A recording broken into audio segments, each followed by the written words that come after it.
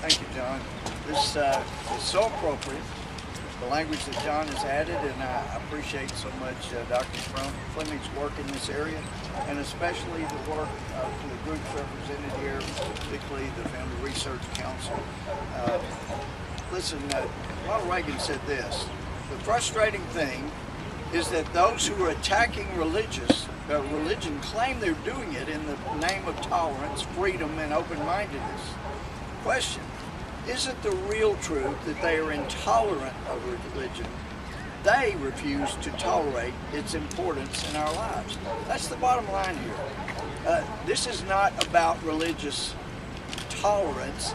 It's about a very small group having complete religious intolerance. The very type of intolerance that caused the Pilgrims to come here, that caused so many to flee the prejudice and the abuse and the bias that was being occasioned upon Christians in other parts of the world.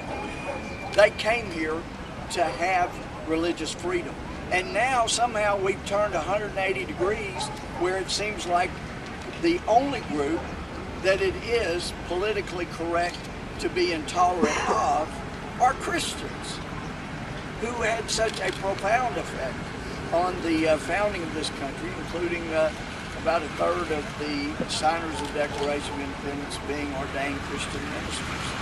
And when you look at the First Amendment that John read, that there will be no prohibition of the free exercise of religion, and you go back to actually the people that coined the phrases that were used. Thomas Jefferson coined the phrase, not in the Constitution, he wasn't at the convention, but in a letter to the Danbury Baptists where he said there needs to be a separation of church and state, a wall of separation, but it did not violate his good conscience on this issue to come to church every Sunday that he was in Washington as President of the United States in the Capitol, what we now call Statuary Hall. It did not violate his sensibilities or his idea of the First Amendment when he created the phrase separation of church and state in the letter he wrote, to have the Marine Band come and play hymns here in the Capitol for the Christian worship services. They felt like as long as it was a non-denominational Christian worship service, it did not violate the First Amendment. And I've had, as confirmed by the Congressional Research Service, and have sought to have a plaque put in Statuary Hall that tells people about the religious freedom that was occasioned in there, in that very room. Madison, as the Congressional Research Service set forth, he did not do the same thing that Jefferson did in riding a horse down Pennsylvania Avenue to come to church on Sunday mornings in the Capitol. He instead preferred to ride in a carriage, normally drawn by 2 to 4 horses, to come to church every Sunday here in the Capitol. These are the founders. George Washington issued an order that I didn't get during my 4 years in the Army, but it was an order basically that the men were not to take God's name in vain, reasoning that how in the world can we expect the same God in whom we're dependent and whom we're asking his blessings to bless us when those same mouths are taking God's name in vain. Now, I never had anybody at Fort Benning order that we couldn't take God's name in vain, and there were plenty that seemed to do that. But how do you think the father of our country, as he has been called, would feel about someone coming in and saying, you can't even refer to God?